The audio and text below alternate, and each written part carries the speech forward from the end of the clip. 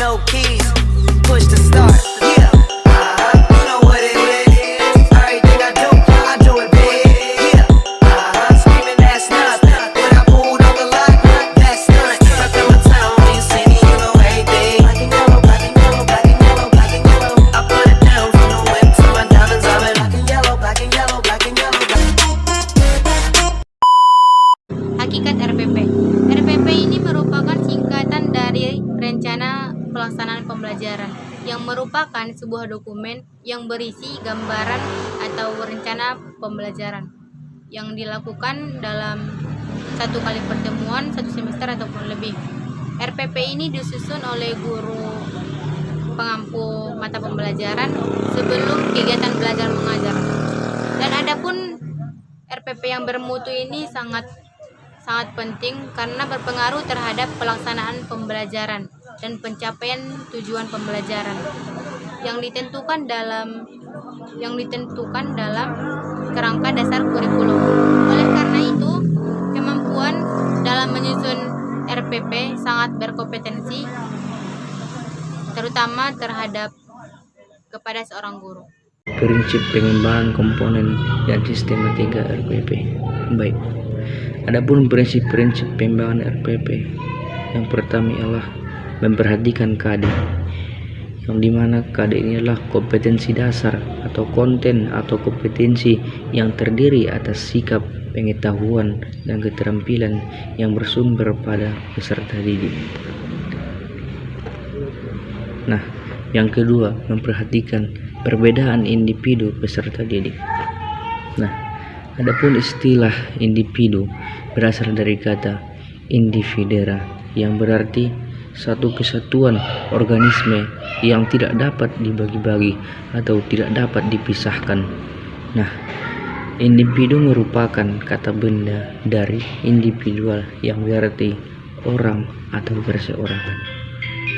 Nah, yang ketiga, RPP itu disusun dengan memperhatikan perbedaan jenis kelamin, kemampuan awal, tingkat, minat, dan motivasi belajar, bakat, potensi, kemampuan sosial, atau kecepatan belajar, normal, dan lingkungan peserta didik. Nah, yang keempat, mendorong partisipasi peserta didik. Nah, adapun partisipasi siswa berarti keikutsertaan siswa dalam suatu kegiatan. Umpamanya siswa mengikuti kegiatan lomba azan, lomba dan lain-lain. Nah, kegiatan yang ditunjukkan dengan perilaku fisik dan psikisnya. Nah, di situ kita akan bisa melihat siswa dengan caranya, bagaimana cara sikapnya, bagaimana fisiknya untuk melakukan acara-acara tersebut. Nah, yang kelima, mengembangkan budaya membaca dan menulis. Nah, mengembangkan budaya baca dapat mengembangkan skill membaca buku, dapat menambah wawasan, mengenal kosakata. Nah, yang nggak pernah dia baca malah ketahuilah dia kan. Sedangkan menulis juga dapat sangat penting karena menulis adalah sarana komunikasi terpercaya. Karena menulis ini sangat penting. Apabila seorang tidak pandai menulis, maka resikonya sangatlah besar. Nah, yang keenam ialah RPP membuat rancangan program pemberian umpan balik positif, penguatan, pengayaan. Nah, di situ adalah membuat program pemberian umpan balik positif. Di situ kita akan bisa menilai siswa bagaimana perilakunya, tingkat lakunya, dan lain-lain. Dan yang terakhir ialah keterkaitan dan keterpaduan. Komponen dan sistematika rencana pelaksanaan pembelajaran atau yang biasa disingkat dengan RPP terdiri atas yang pertama, identitas sekolah, yang kedua, mata pelajaran, yang ketiga, kelas atau semester, yang keempat, alokasi waktu. Nah, di alokasi waktu ini terbagi menjadi 3, yaitu kompetensi inti, kompetensi dasar, dan yang terakhir, indikator pencapaian kompetensi. Yang kelima, materi pembelajaran.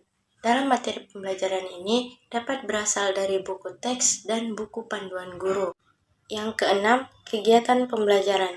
Di dalam kegiatan pembelajaran ini dapat berupa praktek, bertanya, menghafal, mengamati, dan lain-lain. Yang ketujuh, media atau alat pembelajaran. Di dalam media atau alat pembelajaran ini dapat berupa spidol, papan tulis, buku, grafik, dan gambar. Yang kedelapan, bahan pembelajaran. Bahan pembelajaran dapat berupa artikel, cerita, film, dan lain-lain. Yang kesembilan, itu ada sumber pembelajaran. Dalam sumber pembelajaran ini terdapat lingkungan sekitar, pendidik, data, dan lain-lain. Yang kesepuluh, ada metode pembelajaran.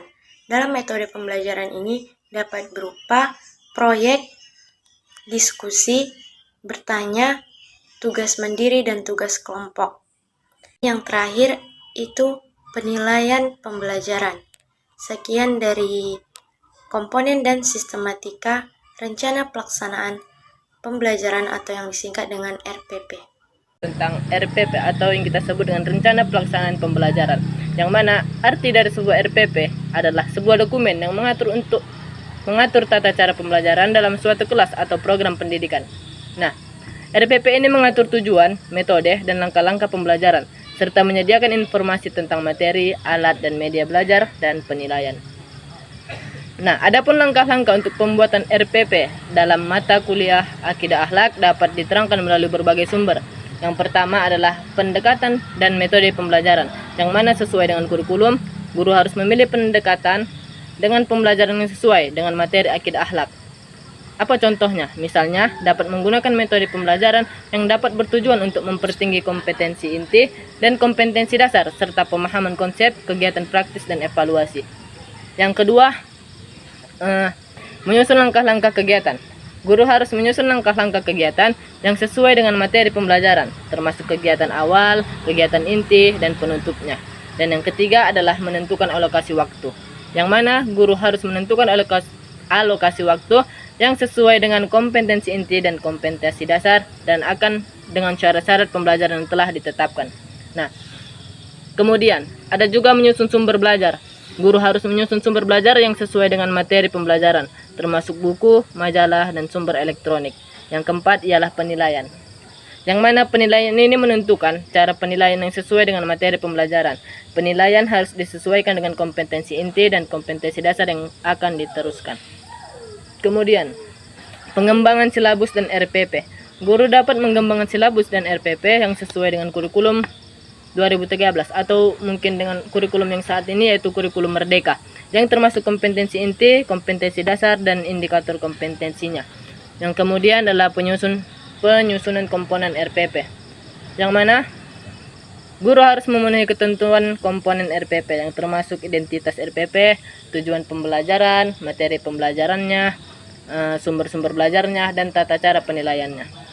Yang terakhir ialah pemeriksaan RPP. Kepala sekolah dan pemeriksa lainnya harus memeriksa RPP sesuai dengan peraturan Kemendikbud atau Kemenak, yang mana RPP harus sesuai dengan kompetensi inti dan dasar yang telah ditetapkan.